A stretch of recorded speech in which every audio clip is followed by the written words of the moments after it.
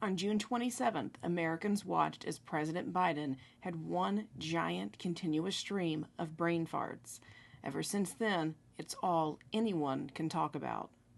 Not much is squeezed through on the news in all of this, and the political porno between President Trump and President Biden is all you're going to hear about in between now and November. But don't be fooled. The election is important, but it's also a giant circus that can distract from more meaningful topics. Here's a fun fact for you. 2 days before President Biden took the debate stage, the NTSB released its final report on the East Palestine train derailment. And there's some juicy stuff in there. Turns out the residents of East Palestine were right all along. Quick recap on what happened in East Palestine. When a Norfolk Southern train derailed in the town, it spilled 1.1 million pounds of vinyl chloride. When burned, it creates dioxins, a group of highly toxic and persistent pollutants. It can cause a wide range of health problems ranging from cancer to reproductive issues and neurological damage. Dioxins are one of the most dangerous chemicals known to man. Remember how Biden wouldn't show up? The EPA said the water was fine, there was nothing to worry about. Well, it seems like that was a load of poppycock. And also remember how Norfolk Southern said that venting and burning was the best option and they were going to work to resolve the disaster? Well, that seems like a load of baloney too. Everything was fine, just trust the government to do its thing and don't ask any questions.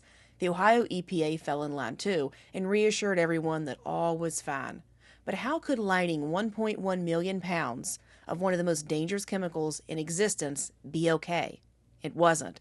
Fish were dying, residents were complaining of health issues, including rashes, nausea, bloody noses, and trouble breathing. The water looked weird. Erin Brockovich got involved and sounded the alarm, and a third-party tester was finding evidence of dioxin in people's homes. Turns out the people were right and the government was wrong. The NTSB released their findings on June 25th. The agency stated that Norfolk Southern repeatedly tried to interfere in their investigation, trying to shape its conclusion. This is what they found. The derailment was preventable. It happened because Norfolk Southern deliberately did not act on warnings it received from wayside detectors, despite knowing the train was failing miles before the crash. The decision to vent and burn that 1.1 million pounds of vinyl chloride, that was unnecessary. Not having that knowledge enabled Norfolk Southern to encourage a venting and burning scenario. Norfolk Southern did not inform first responders in a timely manner that the train was carrying highly toxic chemicals or that those were the cars that derailed. Nearly a quarter of the rail cars on that train did not meet federal safety standards. The NTSB has repeatedly issued warnings about those DOT 111 cars, advising to not use them for transportation of flammable or hazardous materials. Finally, the NTSB found that crew members acted correctly and were not responsible for the derailments. Interesting, isn't it? A massive failure of the Biden administration simply ignored, a crisis that is barely a year old, yet no one ever asked questions about it. Without that debate, who knows, maybe that report would have seen the light of day. Believe that I'm thinking about the news through my tinfoil hat? Well, get this. President Joe Biden challenged Trump to a debate on May 15th, just a week before the EPA and the Department of Justice reached a $310 million settlement agreement with Norfolk Southern. It's almost like old Joe was throwing up a smokescreen. Americans can't resist good political porn in an election year. Trump versus Biden is its own crisis. It's a train wreck that Americans just can't look away from. The debates are odd. Traditionally, presidential debates happen in the last month leading up to Election Day. They're hosted by the Presidential Debate Commission. The most recent debate was hosted by a partisan news agency with partisan moderators, conducted with no audience and with muted mics. And having a debate before the candidates have even been officially nominated, that's pretty much unheard of too. It's an aberration, one that seems weird to be started by Biden. Let's face it, his administration has been keeping him away from the press as much as possible, and this seemed risky even at the time, before we knew he was going to brain fart himself out. If you're trying to hoodwink voters into sticking with Biden, wouldn't waiting until September for a debate have been better? Then they definitely wouldn't have any other option. And if the powers that be want to get rid of him, then you might as well use Biden's mental decline as a cover for that very nefarious East Palestine train derailment. As Rahm Emanuel once said, "You never want a serious crisis to go to waste. And what I mean by that, it's an opportunity to do things that you think you could not do before. I guess the poisoning of Americans doesn't matter. Or was old Joe mentally unfit when the crash happened? Perhaps it wasn't him being ignorant or arrogant. Maybe he was already in mental decline and just could not process what was going on. But let's go back to that $310 million settlement. It's contingent on court approval, but Norfolk Southern says it, quote, builds on the significant financial commitments that the company has already made. Under the settlement, the EPA said Norfolk Southern agreed to the following: $235 million for past and future cleanup costs, $15 million in a civil penalty to resolve the alleged violations of the Clean Water Act. When asked whether that $15 million civil penalty was enough, EPA Administrator Michael Regan told reporters Norfolk Southern is, quote, going above and beyond and actually doing things that they had not planned to do. So I think it's a strong step forward. I bet they are. Norfolk Southern also reached a $600 million settlement in a federal civil lawsuit back in April. Once a judge approves it, it will resolve all class action claims within a 20-mile radius from the derailment site and personal injury claims within a 10-mile radius from the derailment site. That's a nearly $1 billion loss for the company. It's a disaster that only happened one of a handful of ways, either accidentally, intentionally, or negligently. You be the judge. However, that $1 billion mistake was obviously not blamed on the CEO, as he received a 37% pay raise following the derailment. Norfolk Southern was quick to point out that the settlement does not, quote, constitute any admission of liability, wrongdoing, or fault. Okay, sure, whatever. But back to my main point. Since May 15th, all anyone has wanted to talk about is what Biden will do at the debate.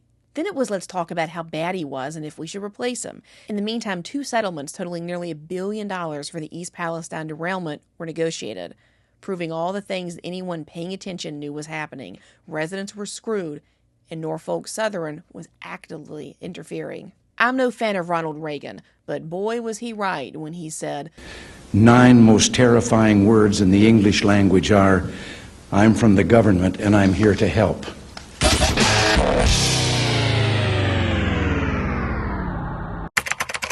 Microsoft has canceled their Diversity, Equity, and Inclusion initiative. An email from a team leader informed employees that, quote, true systems change work associated with DEI programs everywhere are no longer business critical or smart as they were in 2020. Other big tech firms have already reduced or entirely cut their DEI programs, including Zoom, Google, and Meta. Recently, Tractor Supply eliminated their DEI office, while John Deere curtailed their programs.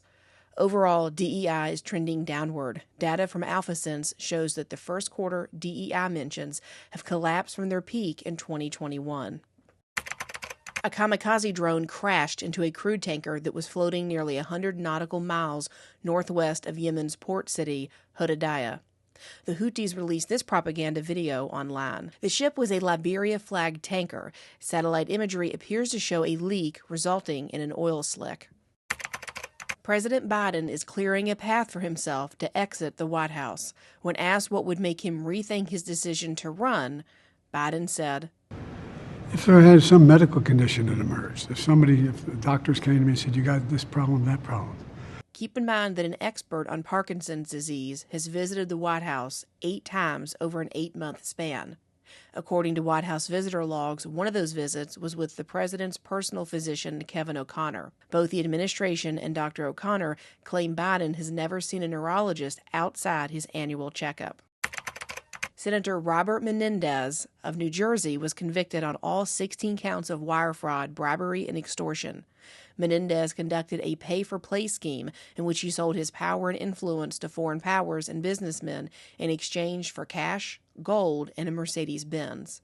Menendez is the 7th sitting U.S. senator to be convicted of a federal crime. The evidence is piling up against the Secret Service, who appears to have completely ignored all security threats raised about Thomas Matthew Crooks. After a police officer spotted Crooks on the roof with a gun, he radioed the threat on a blanket tactical channel.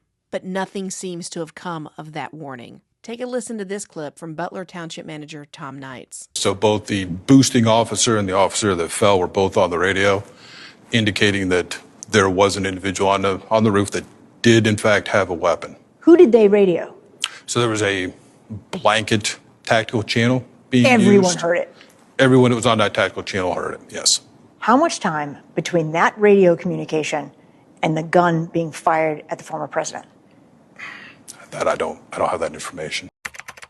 While everyone has been waiting for President Biden to drop out of the race and following Trump's assassination attempt, Israel has been busy ramping up the war. The Gaza Strip saw one of its deadliest weeks since the war began. Israel managed to slaughter at least 470 Palestinians.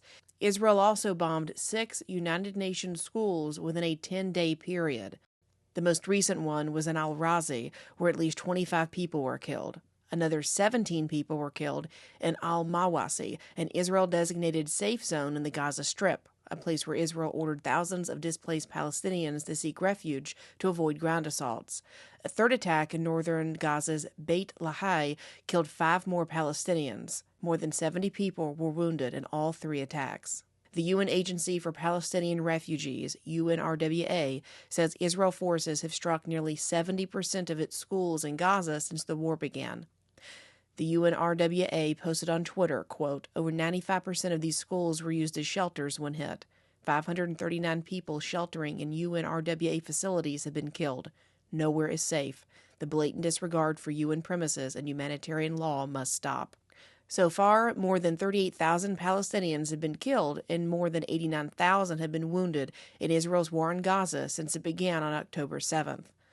The Hamas-led attacks on October 7th killed more than 1,100, including dozens who are still held captive in Gaza. 160 journalists have been killed since the war began, according to the Gaza Government Media Office. The Bangladesh government imposed restrictions on mobile internet access beginning last Thursday. NetBlocks has reported a, quote, near-total national internet shutdown. Students took to the streets carrying sticks and rocks. The clash with police resulted in the deaths of at least 19 people that day. Police have used tear gas and rubber bullets to break up protesters who have set fire to vehicles and police posts. The day before, the government closed all public and private universities indefinitely. Riot police and the Border Guard paramilitary force were sent to universities to quell protests. This was in response to protest coordinator Nahid Islam, who pushed for a complete shutdown, saying that, quote, only hospitals and emergency services will remain operational, with ambulance services being the sole permitted transport. These protests stem from last month's High Court ruling that establishes a hiring quota for all government jobs. According to the ruling, more than half of all jobs are reserved for specific groups, such as women and people from backward districts. A third of all jobs are reserved for family members and veterans who fought for Bangladesh's independence from Pakistan in 1971. This is the main trigger for students, who claim this quota system favors supporters of Prime Minister Sheikh Hasina's Awami League Party, which led the country's independence movement. Students are demanding a merit-based system for jobs instead. More than a quarter of Bangladesh's 170 million people are between the ages of 15 to 29. Currently, youth unemployment is high, with nearly 32 million out of work, which is about 1/5 of the total population.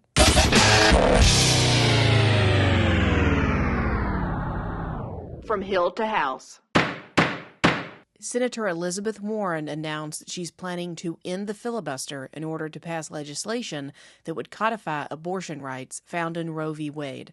In order to do this, Democrats need to keep the Senate and White House, as well as gain control of the House of Representatives.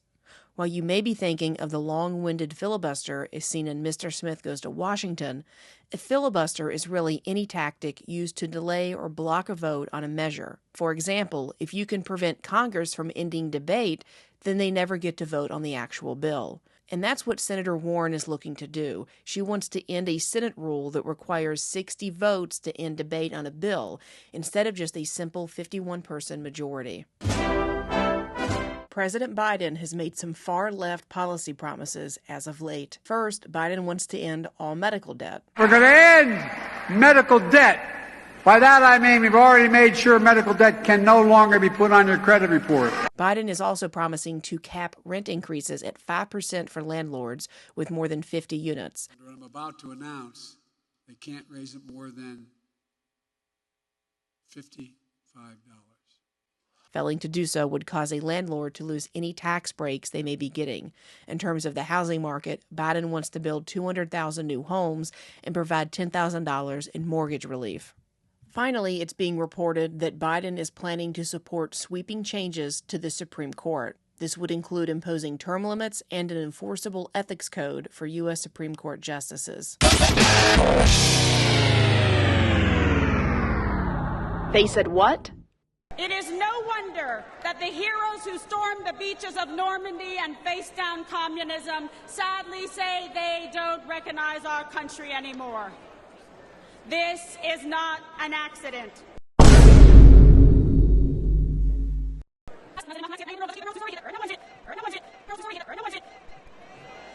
It is no wonder that the heroes who stormed the beaches of Normandy and faced down communism,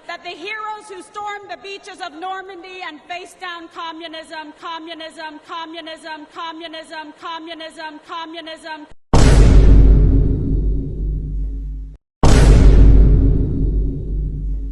Waiters, we're about to dive deep into the swamp, the creatures that live in it, and their salacious shenanigans for this week's Party Line. We're having party line trouble.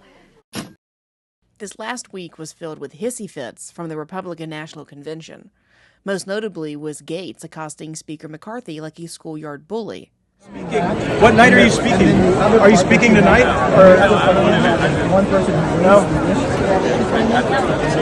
Hey, you're not. If you took that stage, you would get booed off of it. You would get booed off the stage.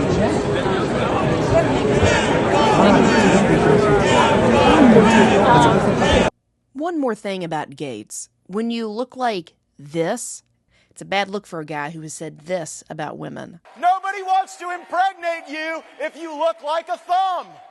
Is it safe to say that based off of your comments, you're suggesting that these women at these abortion rallies are ugly and overweight? Yes. What do you say to people who think that those comments are offensive? Video of Representative Lauren Boebert was released this week, showing her getting pulled over for going 84 miles an hour in a 65-mile-per-hour lane.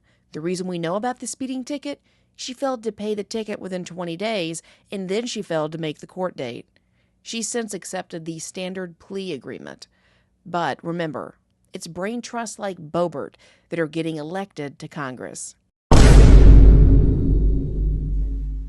There's a girl on TikTok who's been telling everyone that for the past year, she's been getting paid to date a certain U.S. senator. She's been dropping hints here and there and clues. One of those is that he's an avid fisherman.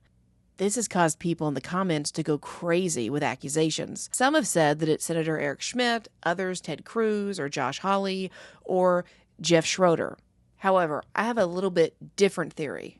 She also talks about how this guy has paid to watch her eat, including one time when he paid her to eat Taco Bell in front of him. Yo quiero Taco Bell.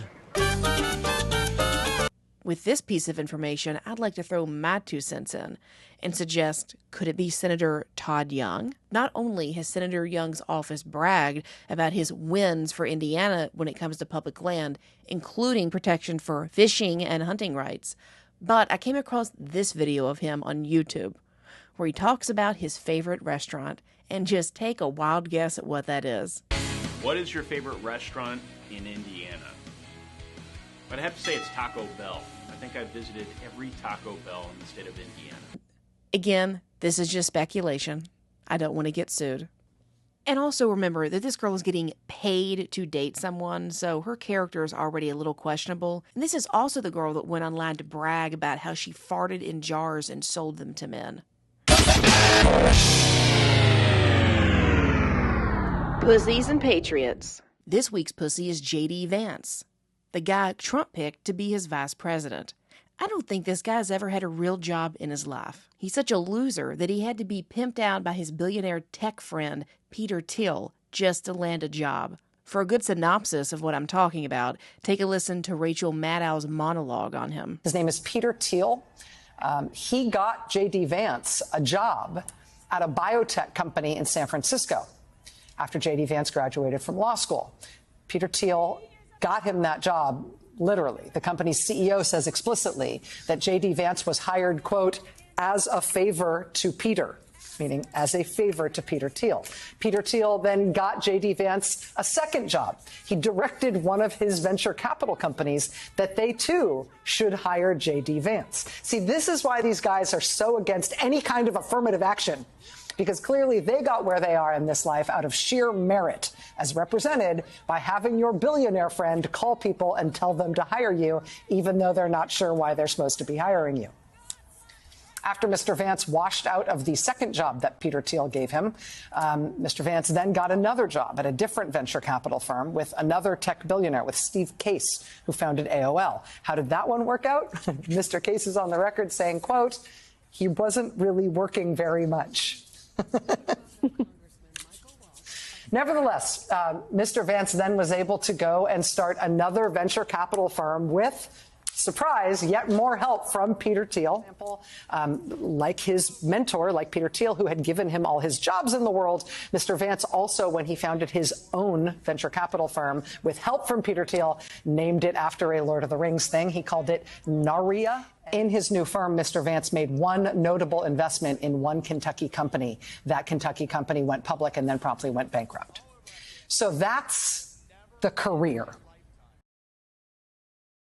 This week's Patriot is whoever this boomer is at the RNC convention who just straight up busted a move when Kid Rock's performing. He had one shot and he took it.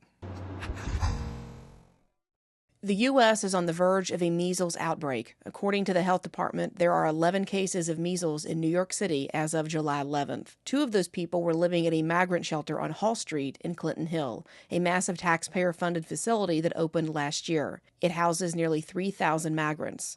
Those 2 individuals plus dozens more are being quarantined at the facility. There was only 1 confirmed case in the city last year.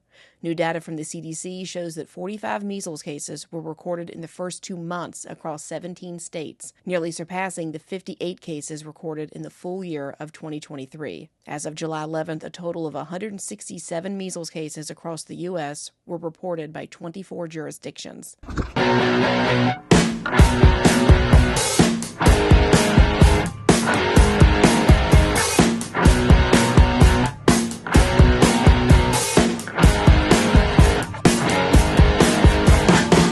Now that you know where we've been, find out where we're going. Tune in to Ladies Love Politics, where you can stay informed without going insane.